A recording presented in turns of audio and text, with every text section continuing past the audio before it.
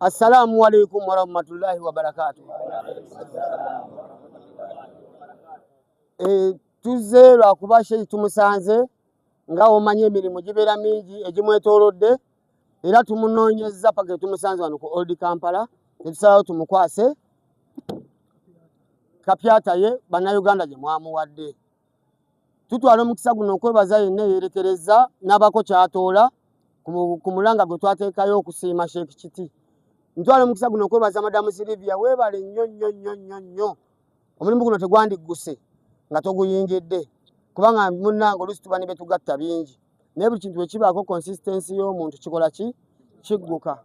Tubeebaza nnyo Sheikh Saga tukulwise na Mukasana, tuula mu mmotoka yo osimbule ogende yonna gy'okola ki gy'oyagala naffe tukwate agaffe.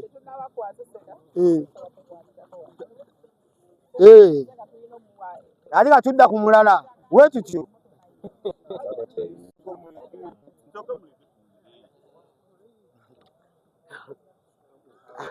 Sheikh balina omulange eno mbo aki aja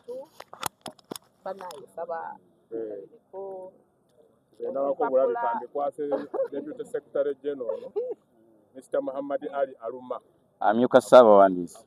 akola omulimu ogwo.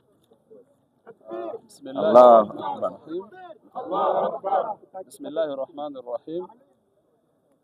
Ntwala akakisa kano yenze Muhammad Ali Aluma, omumyuka wa Ssaabawandiisi wa Uganda Muslim Supreme Council. On behalf of Uganda Muslim Supreme Council, tutwala akakisa ako okwebaza bannayuganda mwenna abasazeewo okukola ekyo kye mukoze lunaku lwa leero, okusiima omuntu ku bulungi oba ku birungi byakola kintu ky'amaanyi nnyo.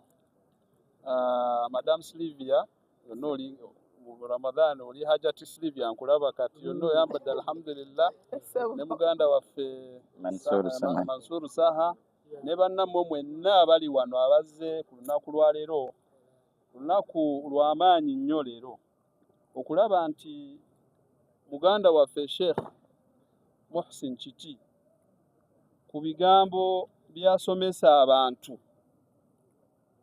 tasomesa ku lwa ddiini y'Obusiraamu yokka naye ng'asomesa omuntu okutegera mbeera z'ensi, mbeera z'okubeera n'abantu ne da'wa yonna ngeri gitambuzamu bulungi nnyo.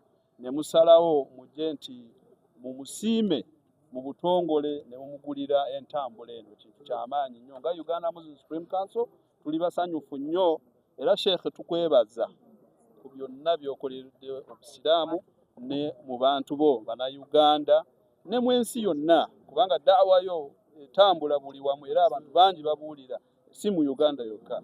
So tukwebaza nnyo. Kati kantwale akakisa kano nga documents weziri wano eziraga nti motoka nagigulidde ani Burhan Muhsin Kiti nino era ngenda mukwasa mu butongole inshallah taala. Mashaallah. La ilaha illallah. Allahu akbar walillahil hamd. Era yogerako eri abantu bano katono olinye motoka twagala kulaba ng'okugase mugende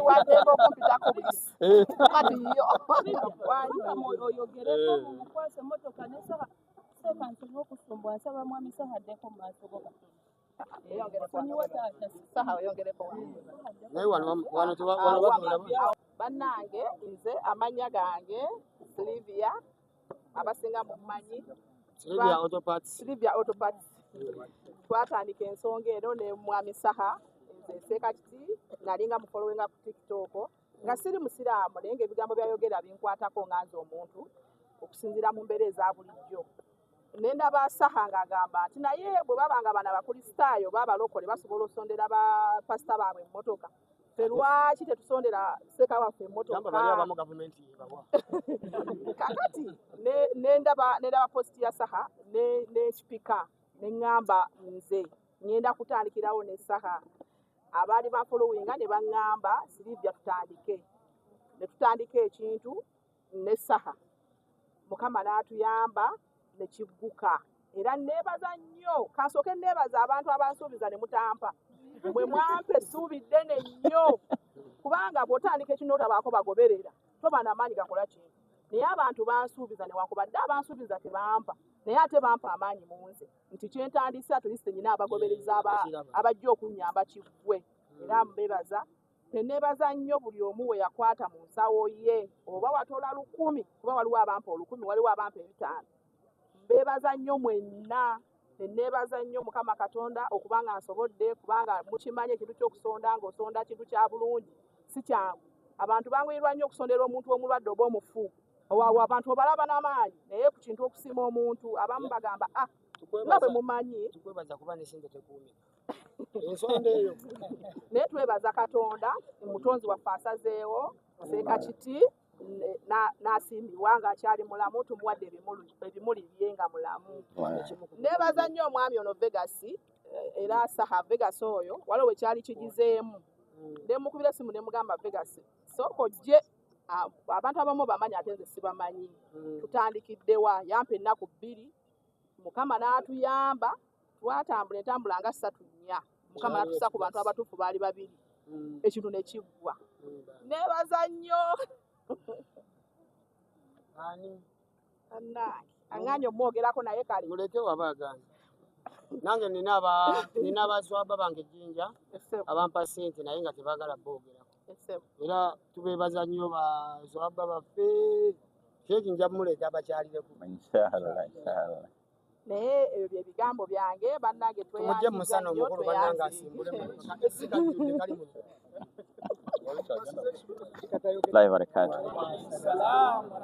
Ekituufu nze bino byonna byongera kunkakasa nti alina okutenderezebwa ebbanga lyonna mutonzi waffe.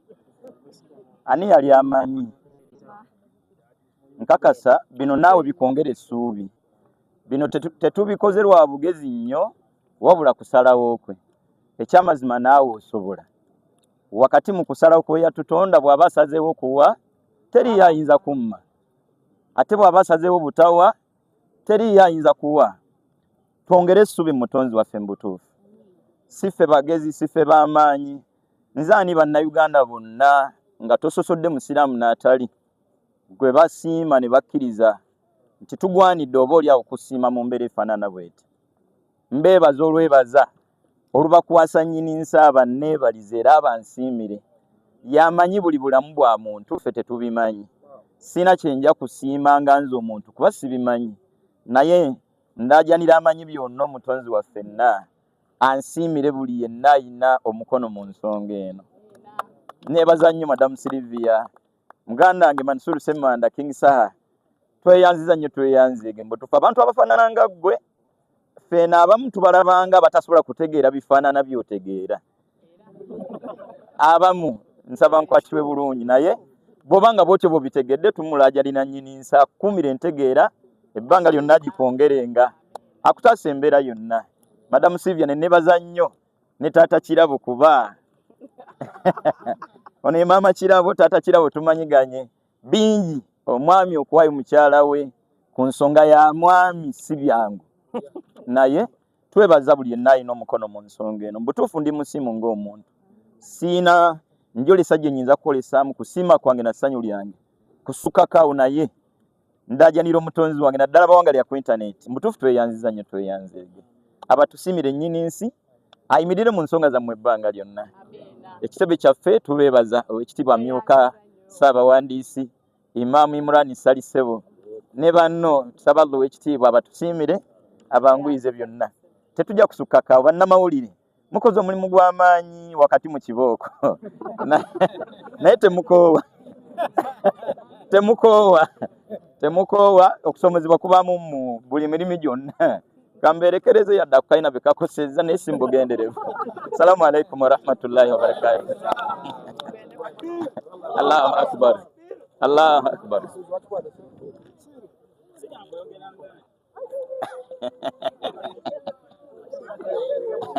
Allahumma amin.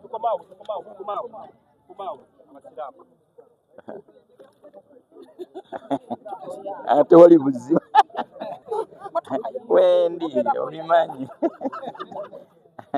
fane tweyanziza nnyo tweyanza ebyo. Amina bannange. Wow. Allahu akbar. Allahu akbar. Wow. Tewali. Okay. Byonna weebiri gwe kyoba omanya emmotoka yakunyiga pesa nkansa.